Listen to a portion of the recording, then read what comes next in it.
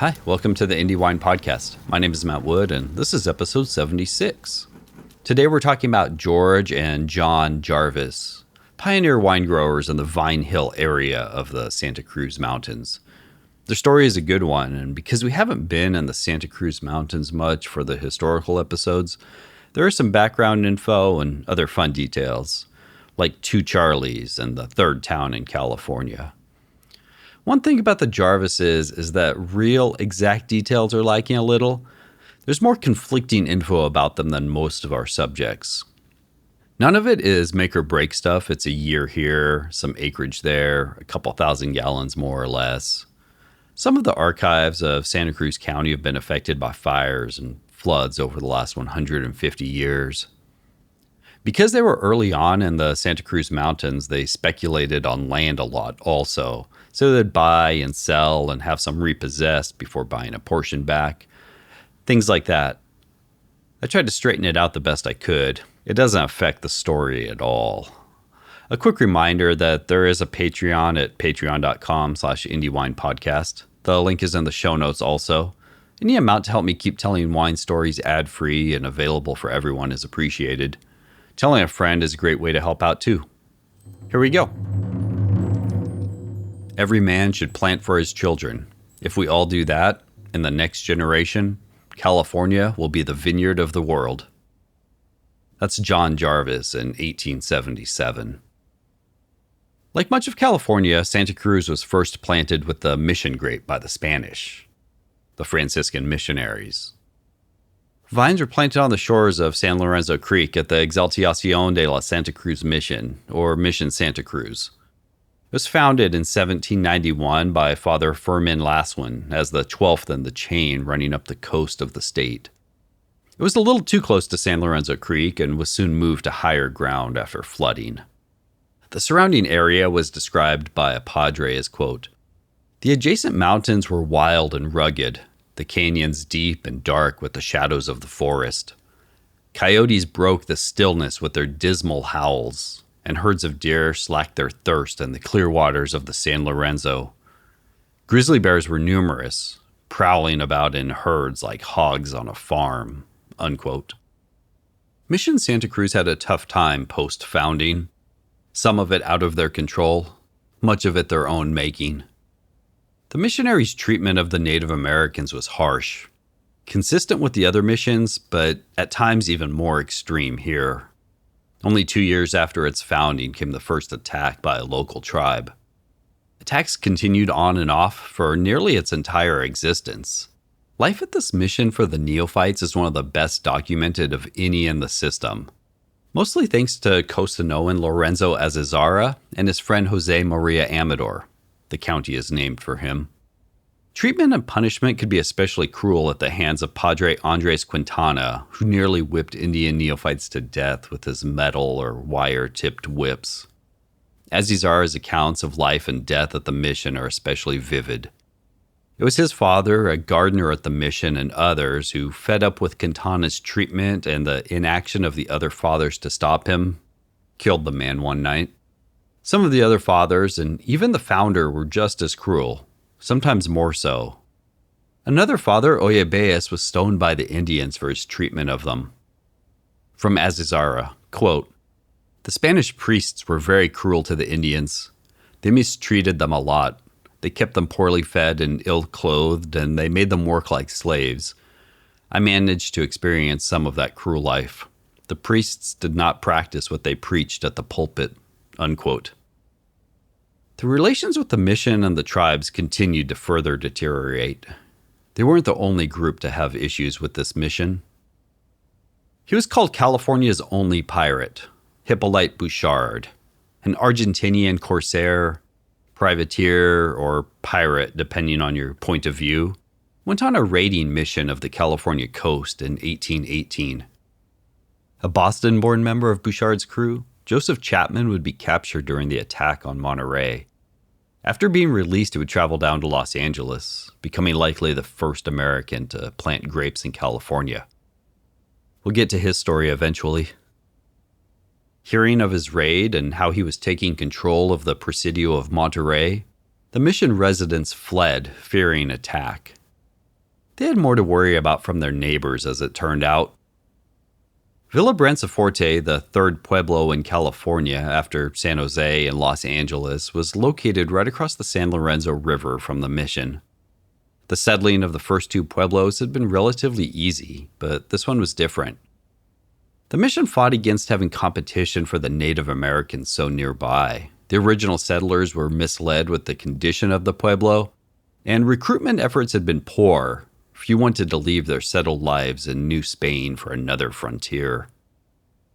The only ones willing to leave were those who had no reason to stay, and so it included criminals, wanderers, the neglected, and those that were ordered to go. Most lacked the skills of farming, carpentry, or other trades useful in a frontier environment. Expecting at least the start of the pueblo and hopefully an adobe home for each family, they instead found mostly barren ground and were forced to build everything themselves with limited tools, materials, and skills, finally building thatched roof log cabins for shelter. A rough town was soon put up also. It's been described as an eye for an eye and a tooth for a tooth type of town.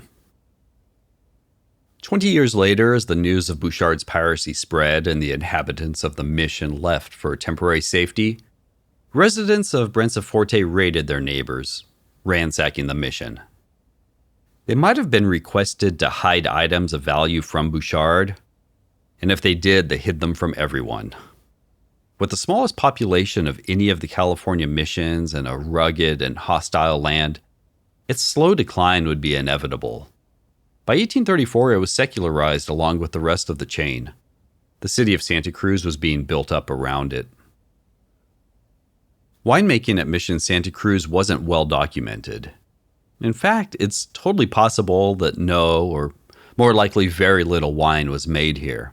The vineyard was closer to the ocean than any other mission and was mentioned along with some of the other coastal missions like Carmel, San Francisco, and Santa Ynez by Laswin. Quote, "The grape does not reach proper maturity," unquote. But it is possible that from these mission vines some wine was made, probably turned into Angelica or straight into brandy by the copper still that was found at the mission. The trader William Heath Davis noted that he drank wine made at the San Francisco mission with grapes from Mission San Jose and Mission Santa Clara, and it's possible that that was the case here too. If you'd like a more detailed account of mission winemaking in general, we covered it more in episode 29. Post-mission, orchards and tree fruit arrived in force earlier than grapes. Pears, cherries, apples that the area is still famous for, and the French prunes that their neighbors on the other side of the hill in the Santa Clara Valley would become famous for. Some vines were planted here and there, but nothing to scale or that would last. René, a French settler, was apparently the first besides the mission to plant vines in the county in 1852 or 1853. 2 acres of vines about a mile from the mission, but we don't have any further info about him. Others say it was David Yerke, whose last name is spelled more like Garkey. Again, not far from the mission. We know more about him, though. Aside from building the second wharf in the town after Elihu Anthony, he planted the first Isabella grapes in California, bringing them with him on the overland route across the plains. He made wine and brandy and was, quote, not afraid of his own product, unquote.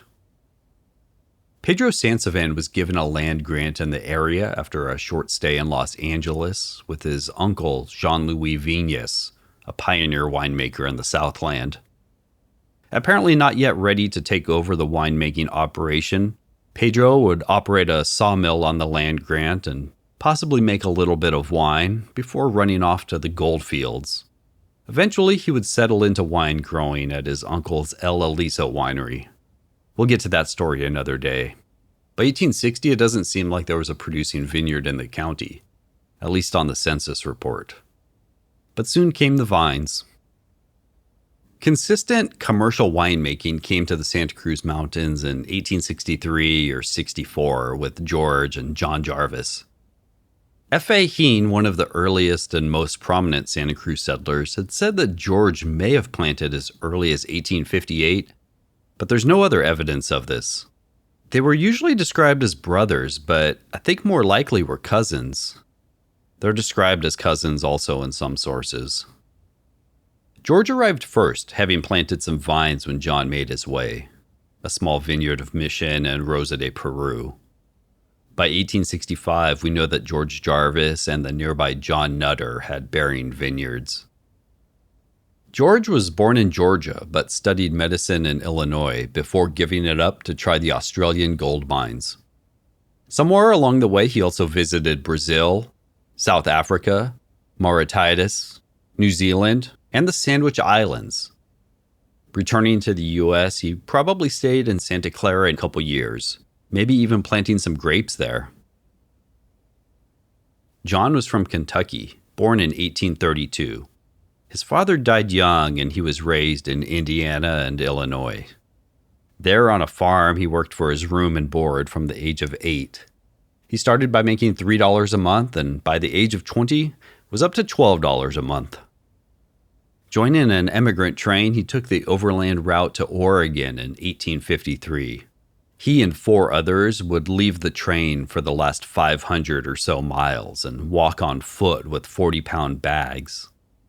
During a stay in Oregon of a few years, he would meet his wife before moving down to Humboldt County in far northern California, and finally arrived in Santa Clara in 1860 and Santa Cruz soon after.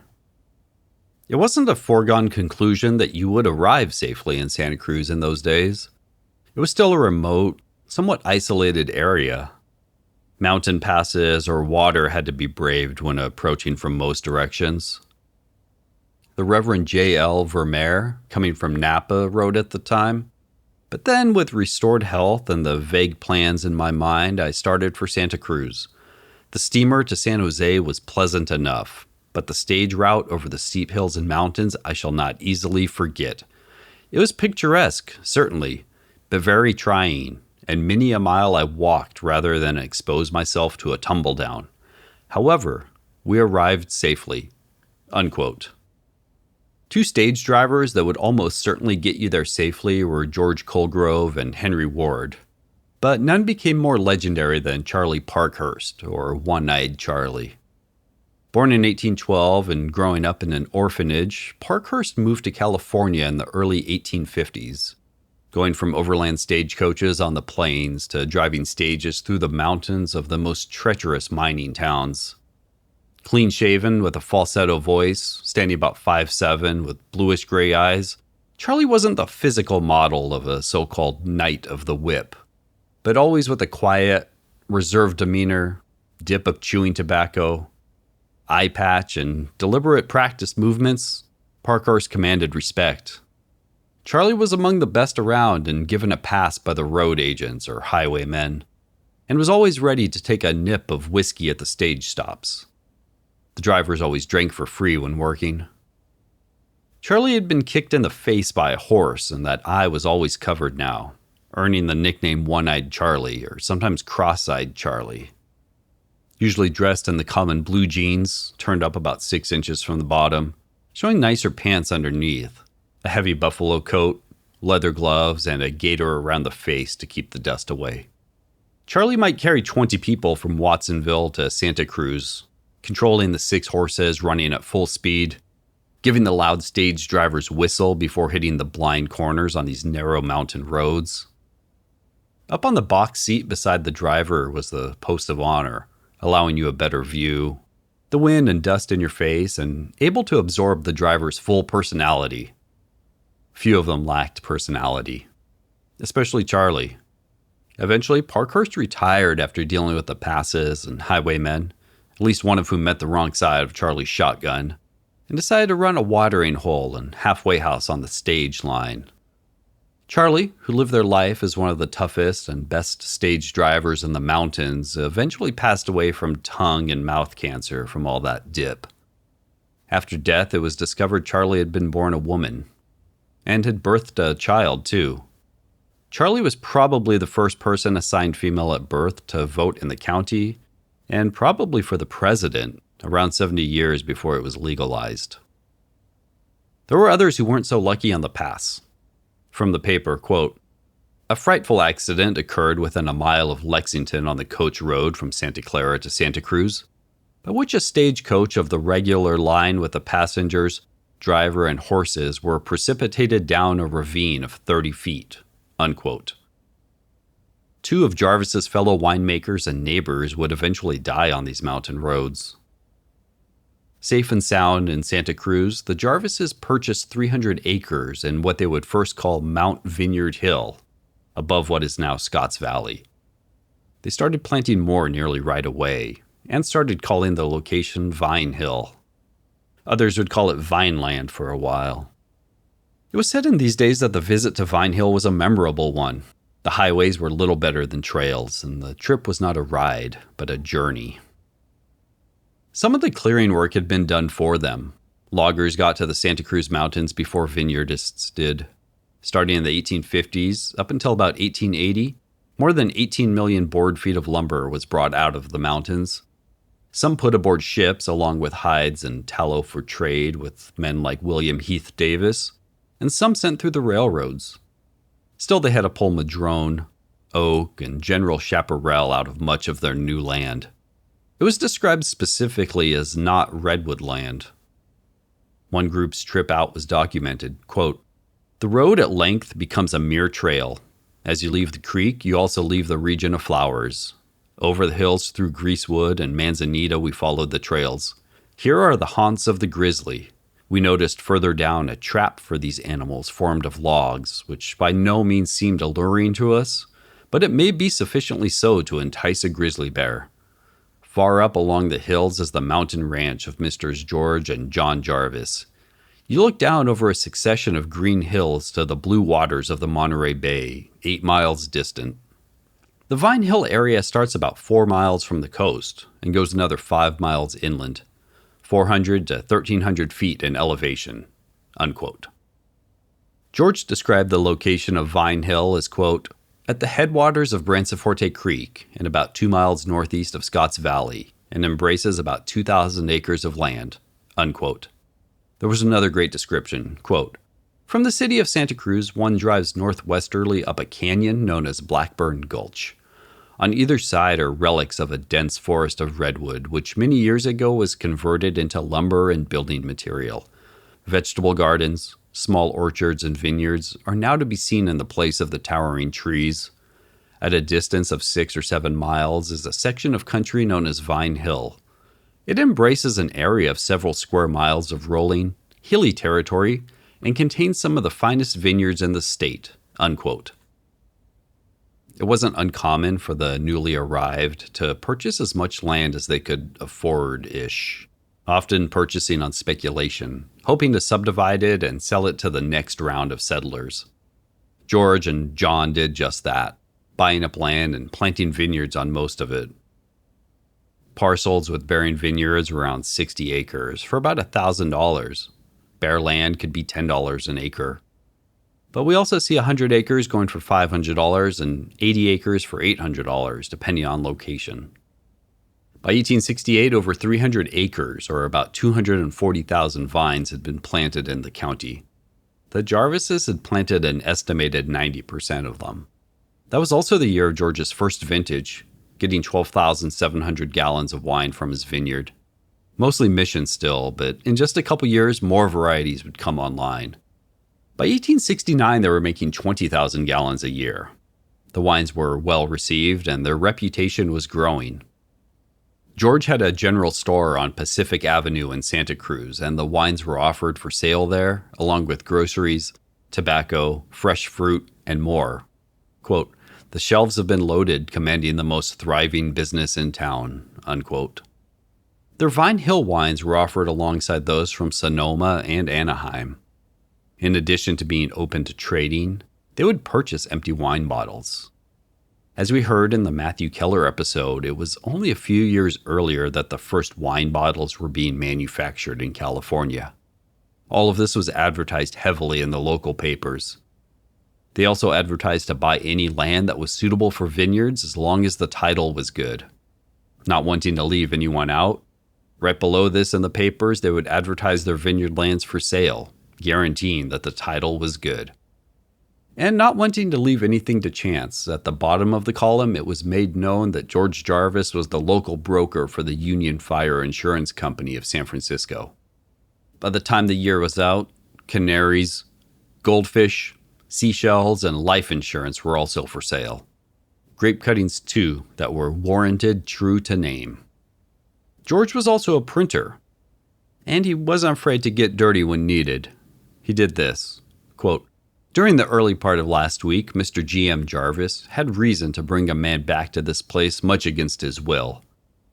It appears that he had been at work for Mr. Jarvis and had earned to the amount of some $20.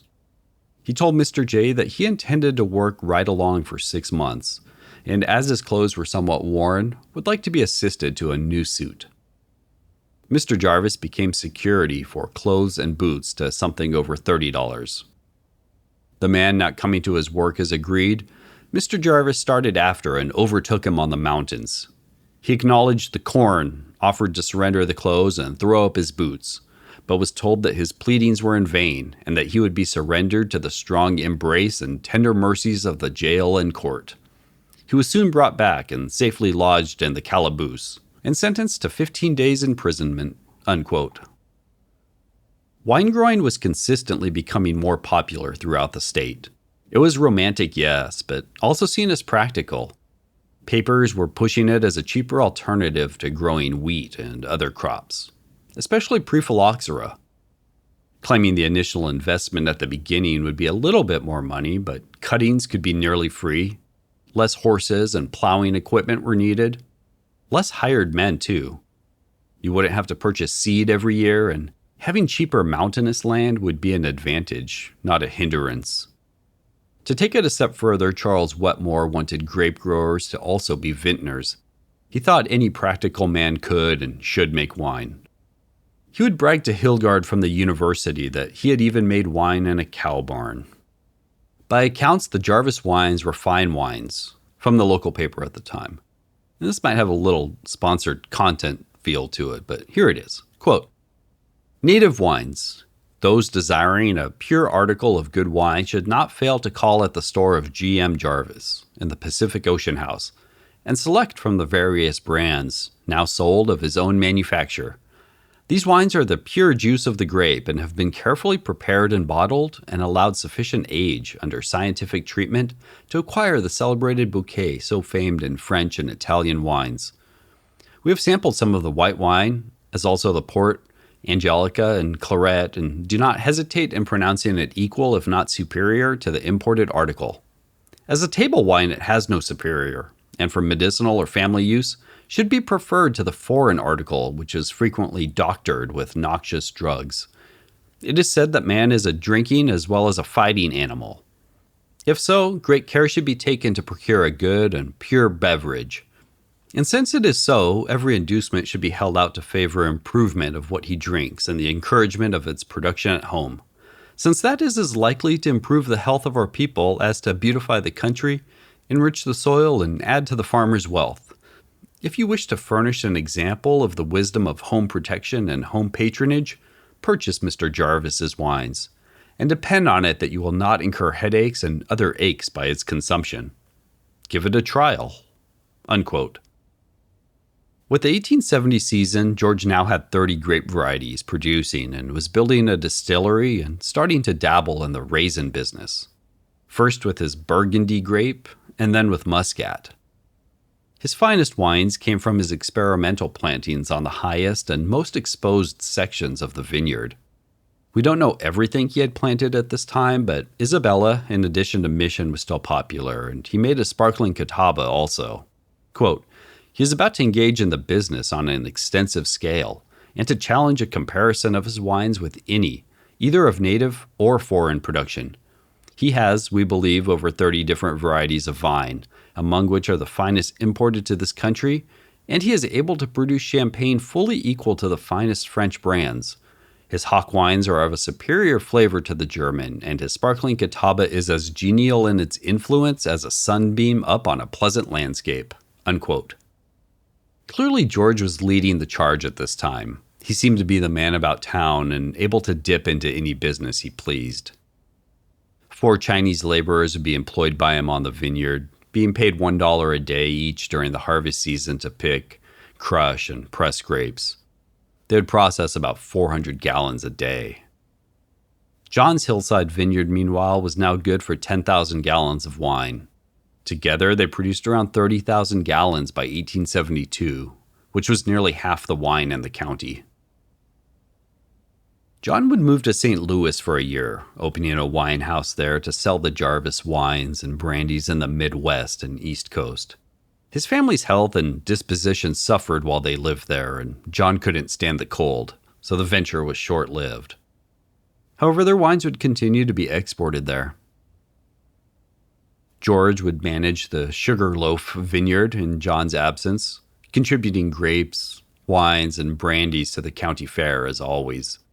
His display included, quote, a superior selection of grapes and wine. The collection of choice grapes were displayed on a large table, with a pyramid in the center, containing some 4 bottles of chosen wines, brandies, alcohol, vinegar, etc., all of Mr. Jarvis's own production, unquote. Jarvis would display both table and wine grapes, including Flame Tokay, Muscat of Alexandria, Rosa de Peru, Black Hamburg, Malvasia, 2 varieties of Catawba, Chasselas, Black Cluster, Port wine grape, Muscatel, Muscat de Frontignan, Riesling, and more. His wines presented included Muscatel, Port, Sherry, and white wine. The praise for what Jarvis showed was overwhelming and positive. Quote, we cannot speak too highly of this new branch of industry.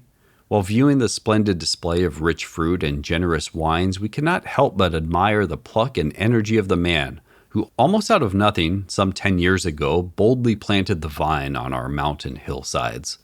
It seems miraculous that one man, harassed by incredulous creditors, should in so short a time have converted chaparral hillsides into rich vineyards.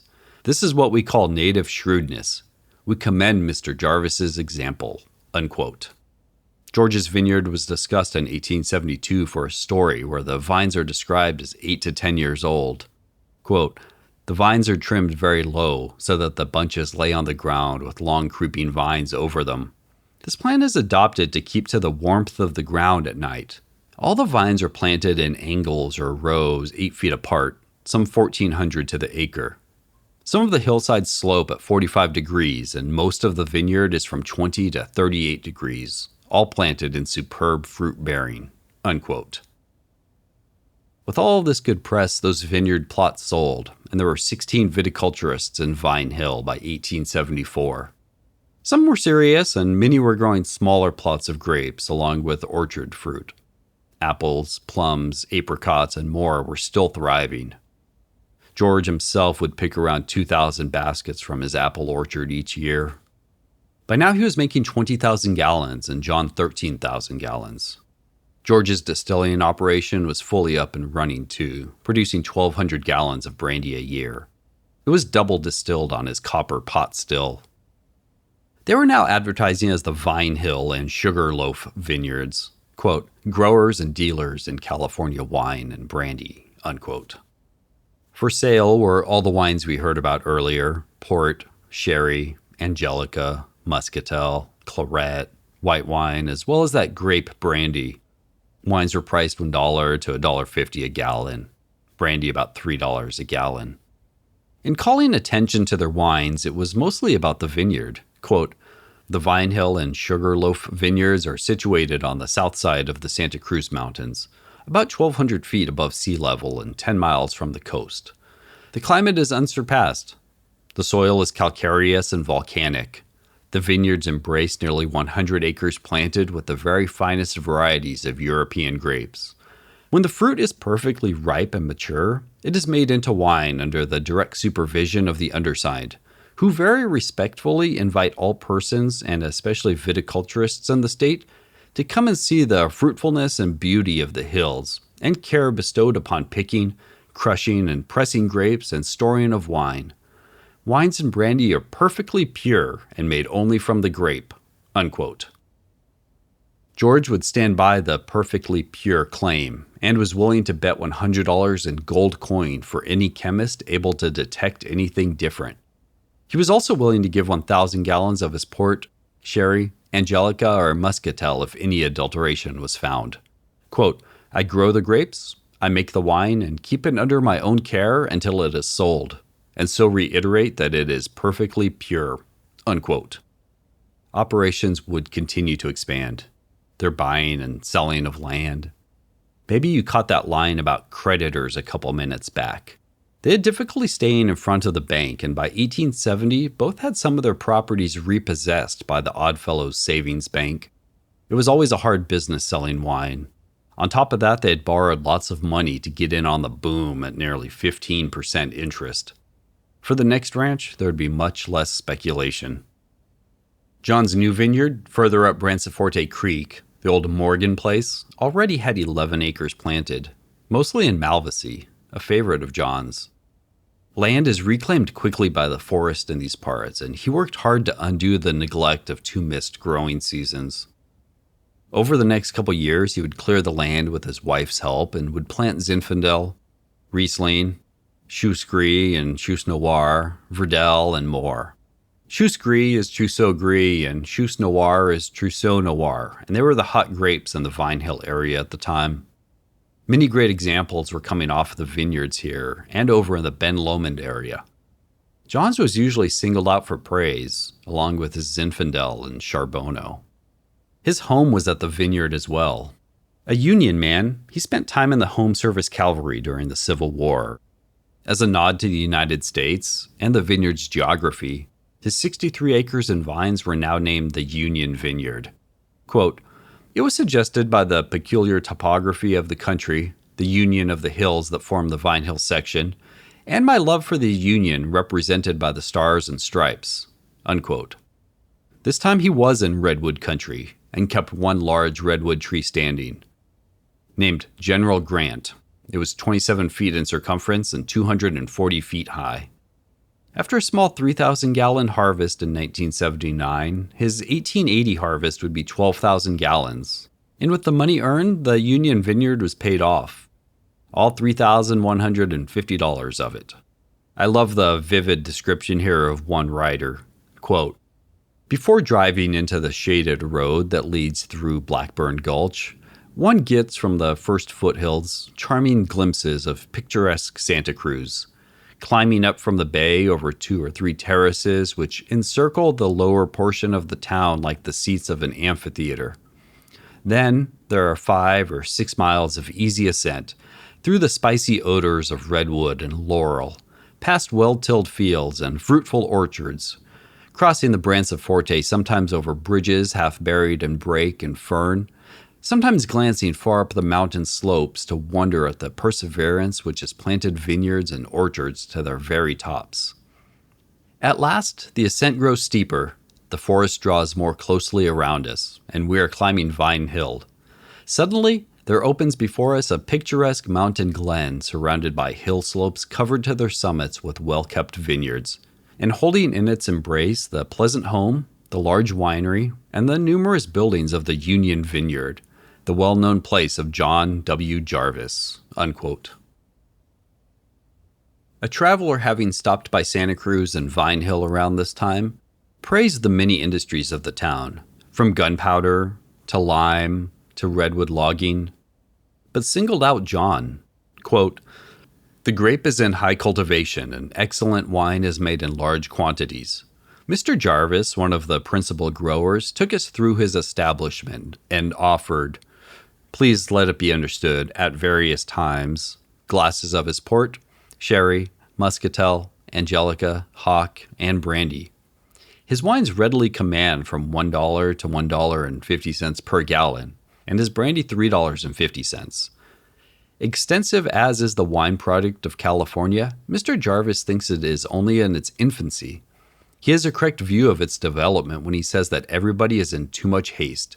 He has been for years engaged in reaching after perfection and has not yet arrived at it. Every man should plant for his own children, he observed, with more wisdom and regard for posterity than is often displayed in this selfish age. If we all do that, in the next generation, California will be the vineyard of the world. Unquote. The Union Vineyard and its winery were laid out so that everything would flow downward. Grapes were brought down the hill to the winery, where they then entered at the highest level of the 2-story gravity flow winery. Its 40 by 60-foot shell was built to hold his yearly production, but not much space for further aging of wines. Jarvis would become somewhat known for bringing out huge yields of grapes, but keeping the quality as high as any grower in the area. There were also table grapes and an orchard with 100 apricot trees, 600 peach, 60 cherry, and some apples. Some of this fruit would be for the market and some would be dried. The late 1870s wine trade was hard on everyone. Native wines were becoming popular, but planting vineyards and making wines was even more popular. The dip hit the Jarvises much as it did others. We've told the story time and time again, but overplanting, misplanting grapes, mediocre winemaking, young wines, and struggles in other markets are the bullet points of it. George had by now started to focus more on brandy than wine. He started the Jarvis Wine and Brandy Company on River Street in San Jose, right near the banks of the Guadalupe River before the area became Little Italy. He was making brandy from mostly Riesling. It was going well and growing, but he had some issues with the revenue men. It seems some barrels he had that were labeled port wine contained brandy, and some labeled whiskey also contained brandy. He also didn't have the proper rectifiers or wholesalers licenses. $200 a year for the first and $100 a year for the second one. He and a partner, Ernest Werner, would say that the barrels were from Martin & Co., who they were acting as an agent for. But it was left up to the government to decide. I wasn't able to find out what came of it, but they stayed in business. Werner and his family had a vineyard in the Evergreen area of San Jose. Not unlike the Jarvis family, Werner's brother William would grow grapes and make wine, while Ernest was the brandy man. We'll get to their story one day. Although only for a short time, the GM Jarvis Brandy Company did have the other famous Charlie of the Santa Cruz Mountains working for them. Mountain Charlie McKiernan was an Irish immigrant and jack-of-all-trades type mountain man. He lived by the motto, right wrongs nobody. A true pioneer, he made his way to the Santa Cruz Mountains about 1850 after finding most of the Easy Valley land taken already. He became the first white settler in the Summit area. In this howling wilderness, he would end up owning huge amounts of land, some real close to the Jarvis holdings where he grew some grapes, berries, and other crops, but also mined for gold, milled lumber, and became a member of posses as needed. He's most famous for two things. One is running his toll road across the summit into the Santa Clara Valley, a road that still exists. It was originally more of a trail, probably started by the Native American tribes, and then used by the missionaries to connect Mission Santa Clara to Mission Santa Cruz. Charlie would expand it greatly around 1858, widening it, cutting new roads, and engaging in competition with the other routes over the hill. He was perhaps even more well known for his encounter with a grizzly bear a few years earlier in 1854. He and a partner were out hunting a grizzly bear that was killing their sheep. Usually the way you do this was to stay on the high ground and make sure the bear couldn't get a jump on you. But this time they had shot a couple deer and were hoping to cut the bear off at a lower spot. Turning a corner and chancing upon him, Charlie fired with his single-shot muzzle loader and then started clubbing, but didn't stop the bear, who bit Charlie across the top of his skull, tearing 4 inches of it away before dragging him under an oak tree to finish off later. His partner Taylor, after coming down from the hillsides, went for help at the only other settlers in the area.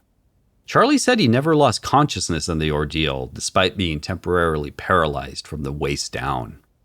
Together, they got him to a doctor who hammered out 2 Mexican pesos as a patch for the hole in his skull. Covering Charlie's exposed brain, the doctor sewed the scalp back together, all without anesthetic. Charlie would live like this for the rest of his life, often wearing his hat low to hide his disfigurement. He would eventually move to San Jose so his 7 children could attend a proper school. There he would find himself working for George Jarvis for a bit, selling some wine before becoming president of the Pacific Coast Wine Company, and an investor in the Paul O. Burns Wine Company. Though the names don't mean too much now, both were powerhouses of bulk-level wine for a short period of time. We heard a little about the Pacific Coast Wine Company, or Pacific Winery, in the episodes on the CWA. Their 1888 sale of 520,000 gallons to Charles Carpy was the largest sale in the state up to the time. George Jarvis would have more problems than just the revenue man. The next year, he was roused from his bed at 3:45 a.m. by the milkman, with his vinegar building up in flames. The insulation was on fire and it spread throughout.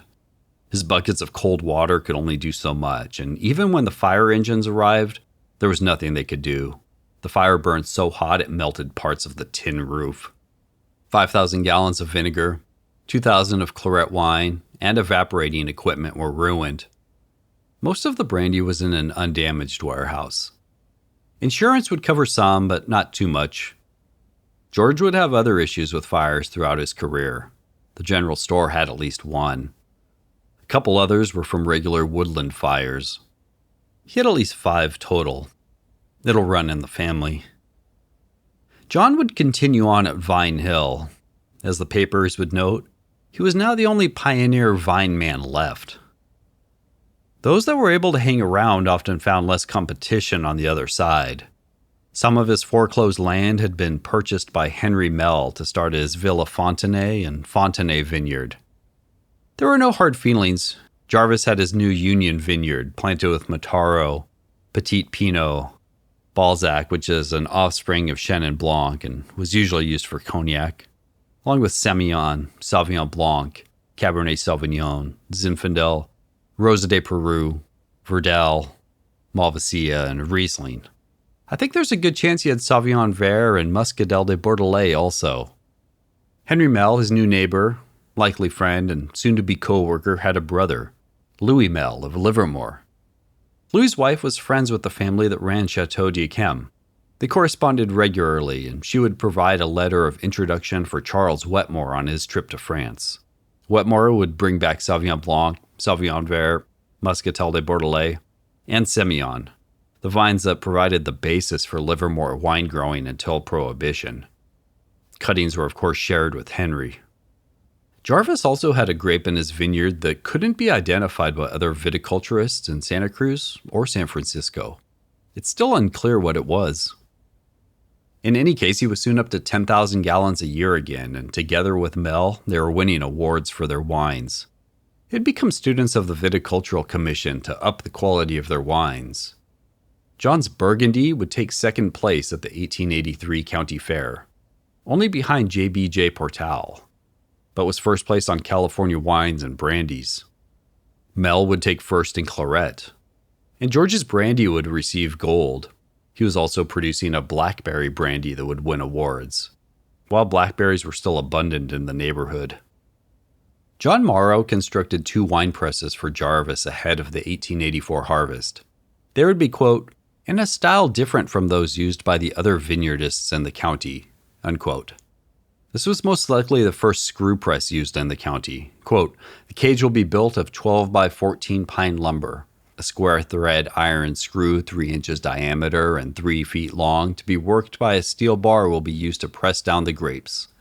Those in use now require a long beam used as a lever and takes more men to work with. With the screw, 1 man can do all the work necessary, unquote. Morrow would finish them in September, just in time for the harvest. Jarvis's first Zinfandels were going to need to be pressed in only 2 weeks. The new vineyards he had hand-cleared were coming online, and his cooperage would expand to make use of it all. In 1 year, he bought the following: 128 160-gallon pipes, 6 1,125-gallon casks, and 20 50-gallon barrels to handle the higher output. Shipping rates are still a large issue for small producers, and Jarvis had his own battles. His with the railroad. Nearly everyone did. The Cupertino producer John Doyle, who we meet somehow in most episodes, was a lawyer in his day job and fought the railroads for years. His writing, quote, The abuses in the system of overland transportation between the eastern and Pacific states have all sprung from a disregard for impartiality that should govern the administration of all public trusts." Unquote. Jarvis's issue was that a barrel of wine he sold to a man in St. Louis for $51 was being held hostage in San Jose by the railroad. They refused to let it move unless he paid $82.42 for the shipping. This is all to say, some things never change.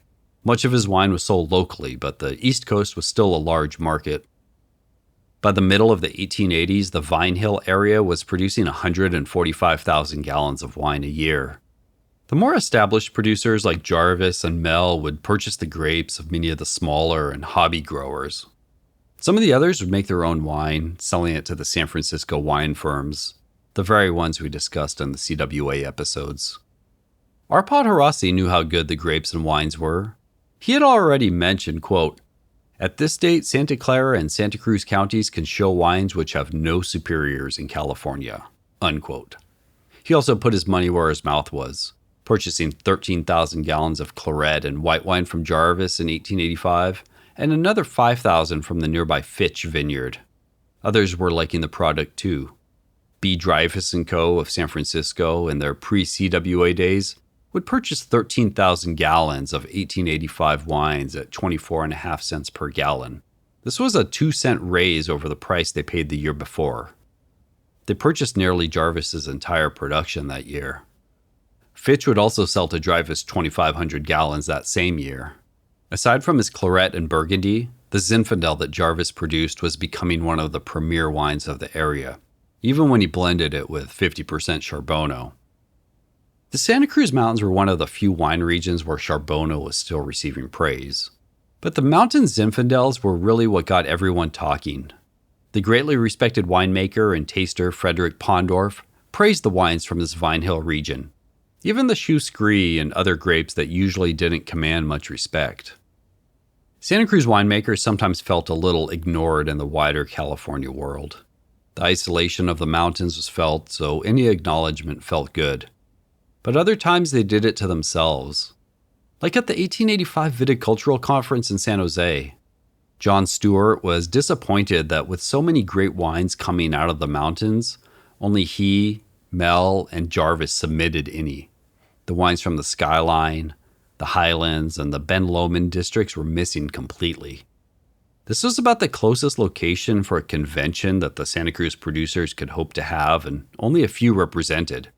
From Stewart, quote, "Any wonder why we are a one-horse town when we don't avail ourselves of our unrivaled advantages?" Unquote. This sparked something in Stewart, though. An idea to bring the sprawling mountain area together. Quote, "Observe other counties. They have their viticultural associations. Why not have such an association for Santa Cruz?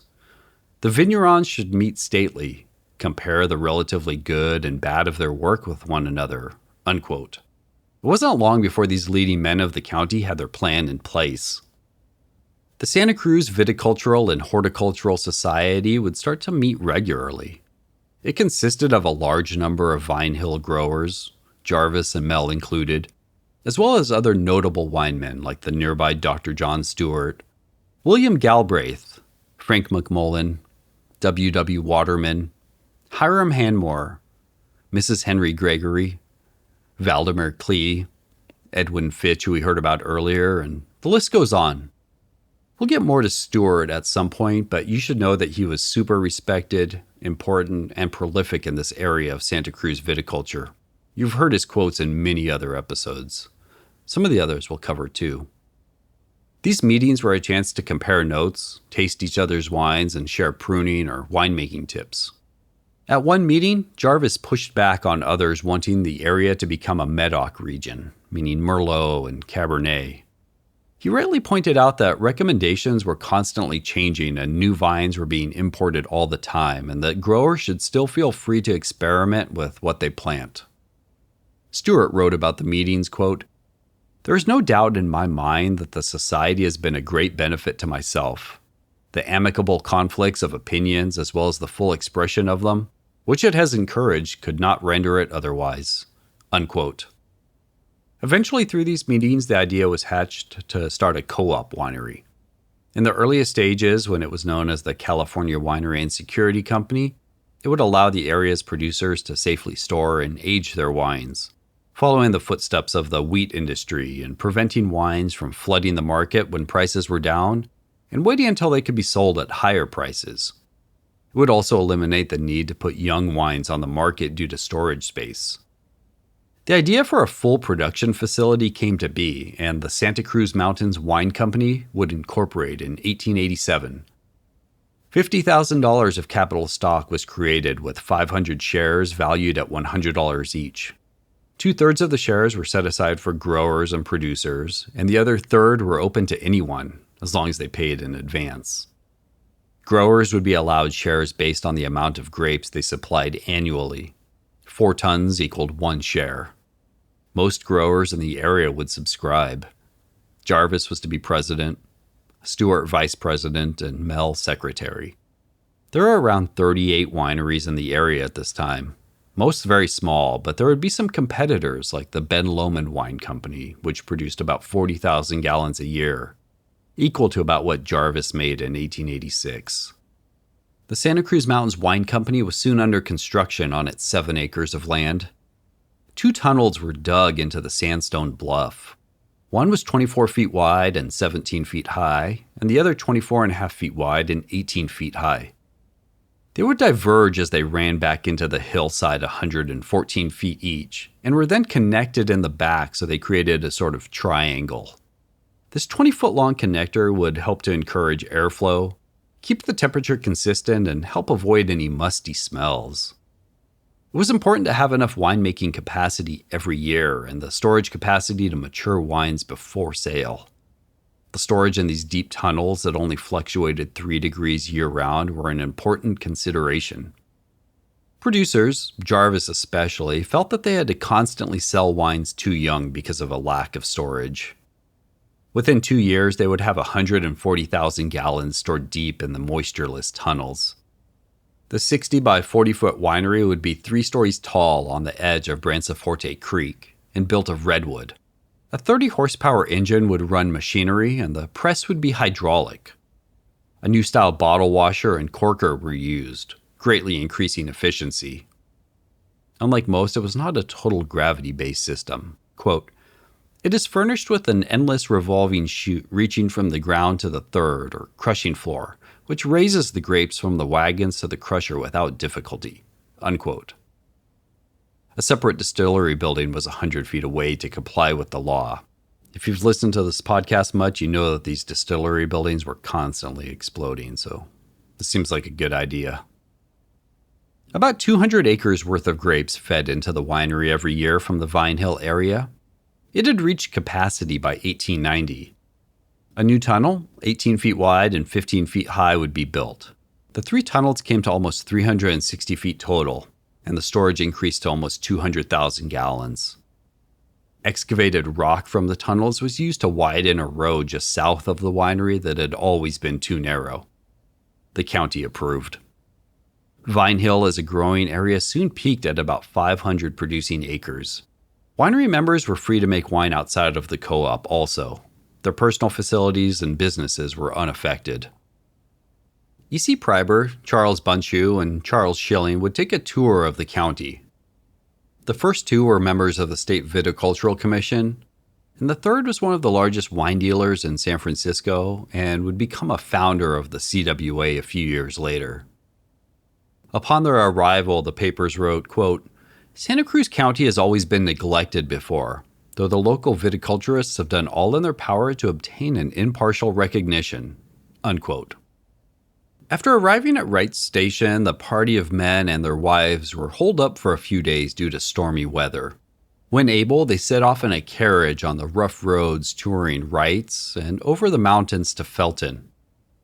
They were now pressed for time due to the storm and had to skip several vineyards, but the Santa Cruz Mountains Wine Company would be the final stop on their trip. Bunchu's praise was high. Quote, "It was a revelation to me, a perfect revelation.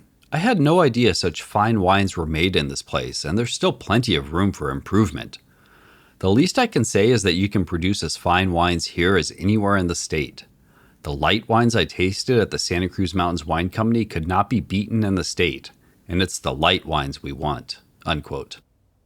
Pryber echoed much of what Bunchu had said. Quote, "The Zinfandel I tasted at the cellars of the Santa Cruz Mountains Wine Company was the finest in the state. The whole of our somewhat disagreeable trip was fully repaid by our visit to those cellars. If we had seen nothing else, we would have been more than satisfied with that. I think there is a great future for Santa Cruz wines." Unquote. Schilling, too, quote, "We were agreeably surprised. Your wines have the finest aroma of any I know. The light wines were as fine as any in the state. I could hardly believe it. The Zinfandel in the cellar was excellent." Unquote. They obviously appreciated the quality and could see even further potential in the wines, but thought some things could be tightened up. Their only marks against the wines of Santa Cruz County in general were, quote, "Some of the winemakers are either careless or lazy, or they don't fully know how to make wine. Some of the places are not clean, and cleanliness is essential in the manufacture of good wines. 10 years ago, I visited this place to purchase wines, but found most of them almost vinegar and gave up. You have the quality here if only your winemakers will handle the grapes right. I think some of them are too careless or too lazy. I don't think some are clean enough." Unquote. Cleanliness of the cellar and presumably the wine are something that was praised so often in Sonoma. Here in the Vine Hill area, it could be the relative newcomers to the process, or perhaps their isolation. Some of the properties were second homes or summer homes for well-off San Francisco residents also, and mostly run by foremen or managers. They weren't all as hands-on as Jarvis, Mel, or Stewart. That stormy weather would continue and wreak havoc on the steep hills of the Union Vineyard. 3 mudslides down a gulch would wash away an 80 by 200-foot section of vines, plus some trees. Separately, Bunchu in his 1890 report on the San Francisco district would say, "The Santa Cruz Mountains district has had good opportunity to show its superiority in many respects. The wines are not very heavy in alcohol, but develop a most delicate flavor and highly distinctive aroma, which may be attributable to the proximity of the ocean. The yield of the vines is generally light, and cultivation is more difficult and expensive than that of the valley lands. But the results show immense possibilities, limited only by the degree of skill and knowledge of the vineyardists to assist nature's effort and to overcome difficulties of fermentation and development." Unquote. John Stewart, in one of his addresses during a Viticulture and Horticulture Society meeting, expressed his thoughts that the main flaws in Santa Cruz wines were sweetness or incomplete fermentation, too high of tannin levels, he suspected from fermenting on stems, and too high of alcohol levels. Acetic acid, lactic acid, and reduction were less common. Quote, "I do not say that all our wines or that a very large body of them are too sweet, too tannic, or too alcoholic. I merely wish to state what troubles them most when they are troubled." Unquote. He singles out the Mel, Merlot, and Jarvis Zinfandel as fine examples of wines that others should follow. This area was becoming well known and praised for their high-quality grapes, but due to the climate and terrain never had the acreage that other counties did. In 1890, they were hovering around the 10th spot in terms of acreage. Less than 10% of what Napa and Sonoma had in wine grapes, and Los Angeles, Santa Clara, and Alameda all had about 4 times the amount of Santa Cruz County. The new facility and co-op and recognition couldn't protect against the larger issues in California wine. Within a couple years, Jarvis was distilling his entire production, over 58 acres worth of grapes, quote, "not being satisfied with the present prices of wine," unquote. He wasn't alone. Record amounts of grapes had been dried for raisins or distilled in the previous years. One vineyardist in Fresno dried 1,000 tons the year before, and the co-op distillery in St. Helena made 250,000 gallons of brandy, taking a full third of the Napa Valley crop. 7 million gallons less of wine would be produced than there were just a couple years prior, and not due to a short crop. Many of these reasons we covered in the CWA episode number 1, Wine is Too Cheap. But you can hear directly from one Santa Cruz County producer who responded to the survey. E. Meyer of Wright Station called for, quote, survival of the fittest. We must learn what to plant in the different districts. For instance, Fresno is not adapted to dry wines. Mountain districts resembling the Bordeaux County should be planted to Bordeaux crops, etc. Unquote. His other reasons for the downfall were wines being rushed to market that were grown and produced in improper areas. It wasn't just Jarvis with financial issues over time. Stewart and Mel each had their own. Like everyone else in the wine industry having a second job, Jarvis had also been serving as a justice of the peace and on the board of supervisors. He was a well-respected man ingrained into the fabric of the town. In 1891, John Jarvis became sick with liver issues. He would spend some time at the nearby Magnetic Springs, hoping their healing waters would work on him, and he would also move into a more comfortable house in town. His son Henry and a son-in-law, Mr. Clements, would take over the Union Vineyard, expanding the amount of Zinfandel. Wine growing had already become a family business. Another son-in-law, George Rostrom, had a 30-acre vineyard, and another of John's sons, James, had his own 12-acre vineyard on a 60-acre plot adjoining John's. Jarvis's health seemed to bounce back for a time and then continually worsened. He finally passed away February 24, 1892, at the age of 60. George, still in San Jose, had just helped his firm to build a larger facility for over 200,000 gallons of wine. It was built near the Southern Pacific Depot and made shipping to their primary markets in the Midwest easy. Unfortunately, he too passed away in 1892. We aren't sure of the details. It seems that the distillery, now run by his son, ran into some more legal trouble. Distilling was happening despite their bond having expired over a month before. The government also realized much more was being produced than tax being paid. The final nail on their coffin were the faked age statements or mislabeled contents. They pulled that old brandy and barrels labeled port wine trick again to avoid paying taxes. What brandy they did bottle was unaged and colored up, not the famous 1877 product people wanted. As it was said by a revenue officer, quote, manufactured one day, labeled the next, shipped the next, and on the fourth day perhaps, used for brandy manufactured 15 years ago, unquote. Mrs. Jarvis and Henry continued to manage the property of the John Jarvis Winery in the years after his death. In 1895, Mrs. Jarvis's house would burn while she was away. Mr. Waterman, one of the better winemakers still in Vine Hill, first spotted the smoke and brought the news to town. Nearly the entire house was destroyed. The next year, there would be a rash of fires in the Vine Hill area. Arson was suspected. The Jarvis Winery is mostly destroyed, along with 300 puncheons and another 2,500 gallons of wine, as well as the presses. Henry and the other workers had gone into town to see minstrel shows when the fire started. It would spread to the distillery building, destroying the still. In 1898, while leased out to 3 winemakers using the facility as a co-op, a fire raged through the building one night. Apparently the 4th on the property and 2nd in the winery. 15,000 gallons of wine and most of the winery building was lost. The men were uninsured. A long-planned road that would cut through the Jarvis, Waterman, and other vineyards in the area was finally built. It had actually been planned by the men themselves to help get through this treacherous mountain region and connect them to the Laurel train station. Frank Billings and the Ben Lomond Winery would acquire the Santa Cruz Mountains Wine Company a few years later. During the wine wars, they were firmly in the California Winemakers Corporation camp. But the CWA would end up purchasing all their well-aged wines at pennies on the dollar post-wine war. Vine Hill would keep its reputation in the following years. 10 years after the death of John Jarvis, a visiting wine writer wrote, quote, the Vine Hill district is the section par excellence for grape growing. There, the climate is an ideal one.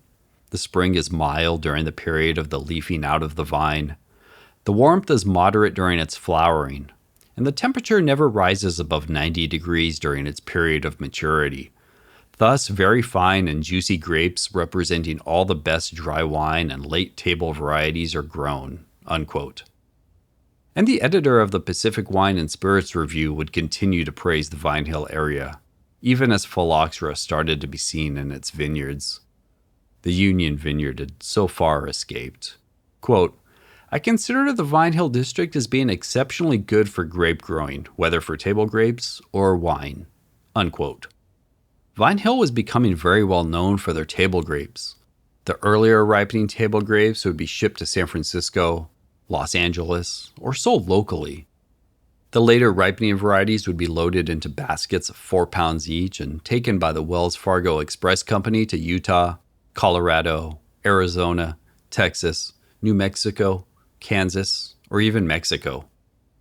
Zinfandel and Chus Noir continued to be the standouts of the wine grapes. The Union Vineyard was eventually taken over by George Root, the executor of the Jarvis estate after the death of Millie, John's wife, in 1909. Root would lease it to V. Jarinovich for 5 years. Some of the property had already been sold off, and the Locatelli family were farming on it. By 1908, the Santa Cruz Mountains Wine Company facility sat empty, and the Pedamonte brothers took over. They too had a vineyard in the Branciforte Creek area, would operate the winery as Santa Cruz Cellars. But it soon passed to others. The Pacenti Locatelli family owned it in the years following Prohibition. They also sold Zinfandel to David Bruce through the 60s until Bruce purchased the vineyard. Bruce's Zinfandels would rarely go through malolactic due to the high acids from the vineyard.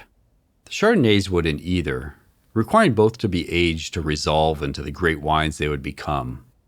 A quote from David. It seemed that those wines really required about a 10-year period to get the bottle bouquet going and to develop into interesting bottles. I'll never forget, I sent some wines to an old professor who I admired very much. A couple of years later, he commented that those wines of yours are really no great shakes. Then, a few years later, he said, Dave, I want to tell you something about those Zinfandels. They are great. I couldn't believe it. Now they're just loaded with flavor. Unquote.